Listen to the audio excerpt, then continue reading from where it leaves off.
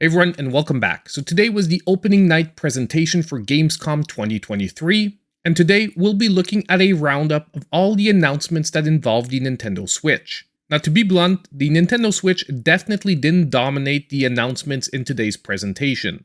Actually, to be honest, out of almost 3 hours of gameplay presentations, there was maybe under 25 minutes of content involving the Nintendo Switch.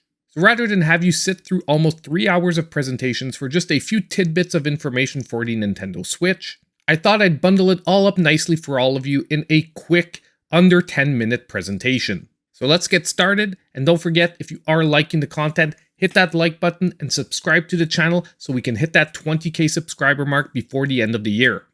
I'm going to start out today with some of the quicker announcements. It's not that these games don't look exciting, it's that the information we have on them is very, very minute, and at the same time the release dates are somewhat far away. Now first on this list, we got to look at a game called Mandragora, which is a 2D action RPG that is set to release in 2024. Now visually, this game definitely looks very interesting. And although we got no definite confirmations, if you look at the combat sections of the trailer, it does look like it bases itself a lot on dodge mechanics and might even have some Souls-like influence to the combat systems. Now if you know me, a 2D action game, I'm definitely going to have somewhat of an interest in it. However, at the same time, we have a lot of games in a similar genre on the Nintendo Switch. So will this game do enough to differentiate itself? Well, I'm looking forward to finding out some more information in the future. Because right now, especially with an undetermined date in 2024, we don't have a lot to go on, but nonetheless, it looks interesting.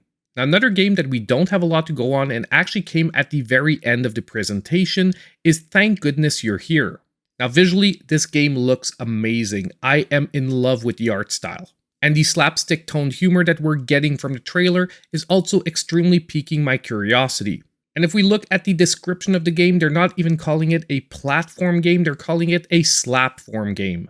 Now, the one thing I have to say about this trailer, however, is we're not getting a lot of information on the gameplay. A lot of these seems to be jumbled together cutscenes with a little bit of gameplay thrown in. So I'm very interested to see how the gameplay will actually play out. Like, is this a point and click game? Or is it even almost more like an RPG platformer, sort of a la Paper Mario?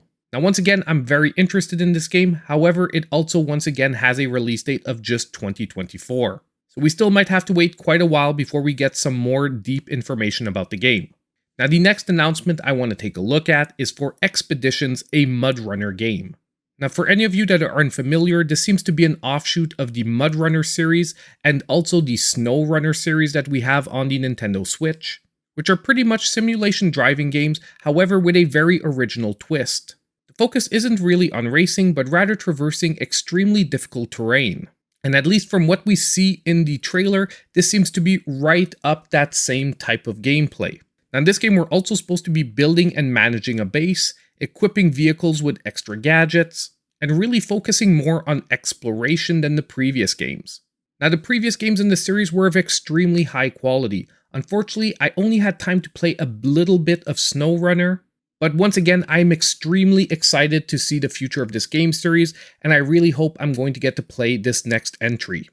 Now we also got a final trailer for Fae Farm, which is actually releasing really soon on September 8th. Now if this is your first time seeing this game, it almost looks like a blend of Animal Crossing meets Stardew Valley, with 3D rendered sprites and a world that looks a lot more like Animal Crossing, however adventures and more gameplay that looks more inspired by Stardew Valley. Now this game, however, does seem a lot more focused around exploration and adventuring. It does still seem to be offering a lot of farming and relationship building, but a little bit more balanced with the action parts. Now on a personal note, I don't think I'll be checking out this game. I'm a little bit maxed out on those farm life sims, but if you're into the genre, this game looks like it's going to be a quality release. Hopefully it runs well on the Switch, we'll find out very soon. Okay, so now we jump into what will probably be the more well-known, or what people will be calling bigger announcements for the Nintendo Switch. Now first among these, we got a brand new trailer for Mortal Kombat 1, and this one focuses around the rulers of Outworld. And in it, we got to see a lot of gameplay focusing around two characters, General Shao and Sindel, which is now the Empress of Outworld. also got to get a little bit of backstory of where their places are going to be in this new reality. And personally, I really like the fact that Mortal Kombat 11 took a much more storyline focus. So that is a huge part of the next game that I can't wait to experience. Now, I do want to temper my expectations, however, because I'm really doubting how this game will actually play on the Nintendo Switch. Simply because Mortal Kombat 11, although it's very playable, was definitely a downgrade from the other consoles. And with this one being developed with future generations in mind, I'm really scared that the Switch is going to lag behind, so as I said earlier, I just want to temper my expectations. Either way, we won't have to wait much longer because this game is releasing on September 19th. Now the next bigger announcement, or at least bigger announcement for me, is that we are going to be getting a Little Nightmares 3. But not only that, it is supposed to be coming to the Nintendo Switch, which I am super happy about because the Little Nightmares series is one that I enjoy a ton. Now, first of all, what we can tell from the trailer is that once again, this looks like another visual upgrade for the series. So will that affect its performance on the Nintendo Switch? Color me a little bit worried yet again, but hopefully we're going to get a very well-running version. There also seems to be a lot of focus on a co-op style of gameplay where you can always see almost 2 playable characters on screen at all times. The good news is, however, this is supposed to be offering online cooperative play, so you won't necessarily need a friend in the same room as you. Now, the one thing that I am wondering is, can you play this alone, or will this be a co-op only experience? I guess we'll find out a little bit later. And the game is supposed to be releasing in 2024. But for the moment, the next entry in the series, at least to me, is looking great, and this was one of my biggest announcements of the night. Now, the last announcements I want to cover is not only one, but 2 announcements from the Sonic the Hedgehog franchise. Now first, we got a cinematic trailer announcing a free, yes, you heard it right, a free DLC pack coming to Sonic Frontiers. Now the one thing I have to say about this trailer is that since it's cinematics only, we don't get a ton of information about the gameplay. All we see is Sonic turning into Super Sonic and lined up with his friends Tails, Knuckles, Amy, but also Dr. Eggman. However, at the end of the trailer in written format, we do get a lot of good news. We're supposed to be getting a new story, new playable characters, and new challenges. And not only that, it's all dropping on September 28th. So we all get to dive back into Sonic Frontiers at no extra cost. And now the other Sonic announcement we got, at least for me, is the biggest announcement of the night. And that's that we got yet again another trailer for Sonic Superstars.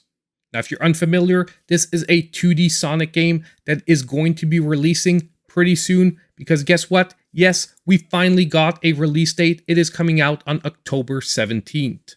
But not only that, we got a good look at the co-op gameplay because yes, this game will offer up to 4-player local co-op.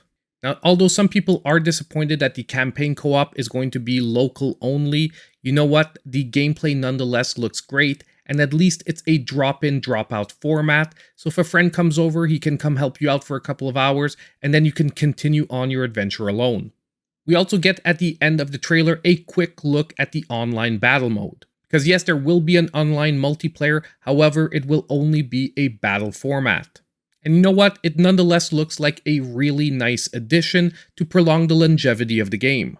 And no matter what, each and every time I see this game, it looks better and better to me, and now we finally have a release date, so I'm extremely hyped for the release of Sonic Superstars.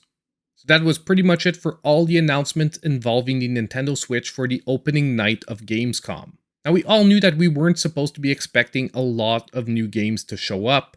Nintendo pretty much said that before the event even launched, but nonetheless, it's still fun to see a few interesting tidbits here and there. Now let me know in the comments down below what was your favorite announcement of the night. And do you think we're going to see any more Switch announcements in the future events? What would you like to see come out of Gamescom 2023 for the Nintendo Switch? And don't forget, on the way out, hit that like button, subscribe to the channel if you aren't already, and click on that notification bell so you know when all my future content comes out. And as usual, I hope I'll see you in my next video.